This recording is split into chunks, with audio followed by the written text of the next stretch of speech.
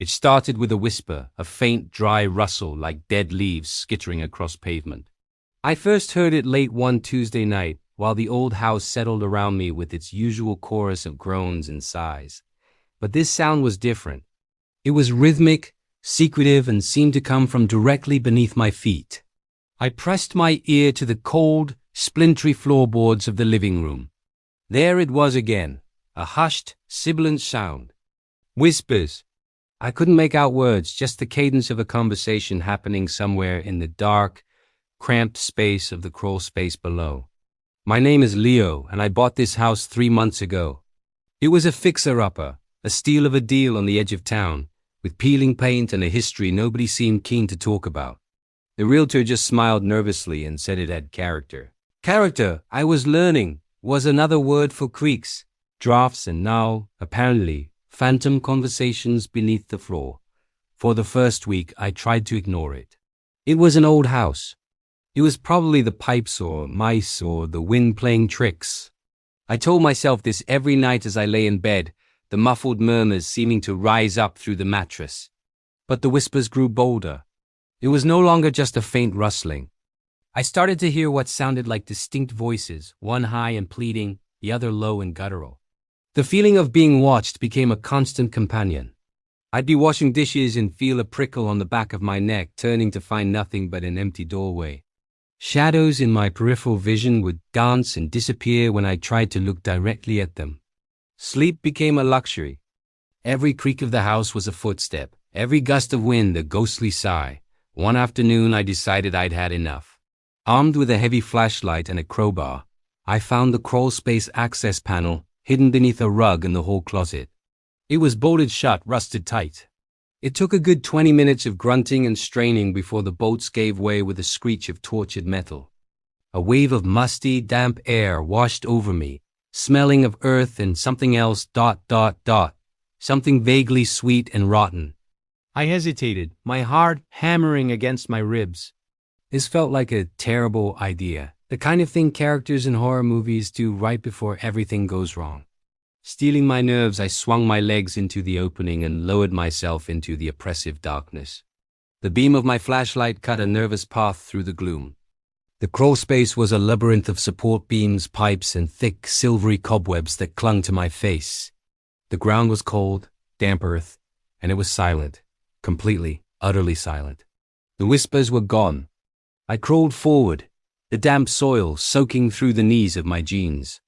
Then my flashlight beam landed on something.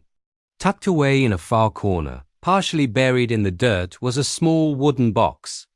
It was old, the wood dark and warped. It wasn't locked. With trembling hands, I lifted the lid. Inside, nestled on a bed of faded velvet, was a collection of children's toys, a porcelain doll with a cracked face, a handful of marbles, and a tarnished silver locket. I opened the locket. Inside there were no pictures. Instead, tiny, spidery script was etched into the metal. It was a list of names: Sarah, Michael, Emily. There were a dozen of them. As my fingers traced the last name, a sudden ice-cold draft swirled around me, extinguishing my flashlight. Plunged into absolute blackness, I froze. And then the whispering started again. But this time it wasn't beneath me. It was all around me. A cacophony of small, childish voices whispering from every corner of the darkness. "He found it," one whispered, right beside my ear. "Will he help us?" Another pleaded from the shadows ahead. Panic seized me. I scrambled backward, crab-walking blindly toward the square of light that marked the exit. The whispers followed me, tugging at my clothes, their phantom touch cold as the grave. "Don't leave us!" they cried. I tumbled out of the crawl space, gasping for air, covered in dirt and cobwebs. I slammed the heavy panels shut and, without thinking, dragged a heavy bookshelf over it. That night, I didn't sleep at all. The whispers were no longer just beneath the floorboards. They were in the room with me.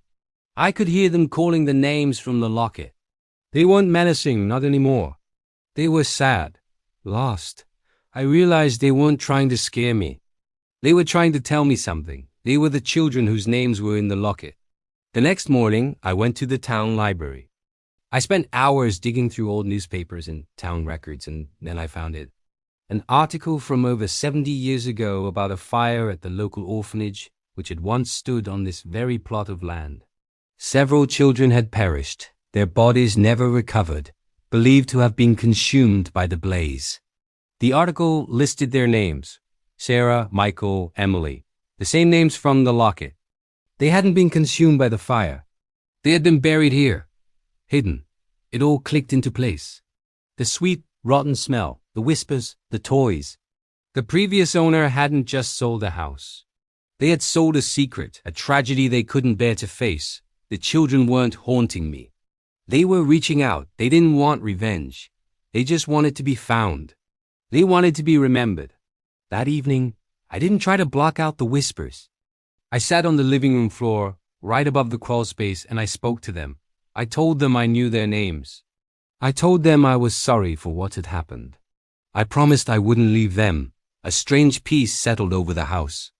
The frantic, pleading whispers softened into something calmer, almost contented sighs. For the first time in weeks, the house felt quiet. Not silent, but peaceful.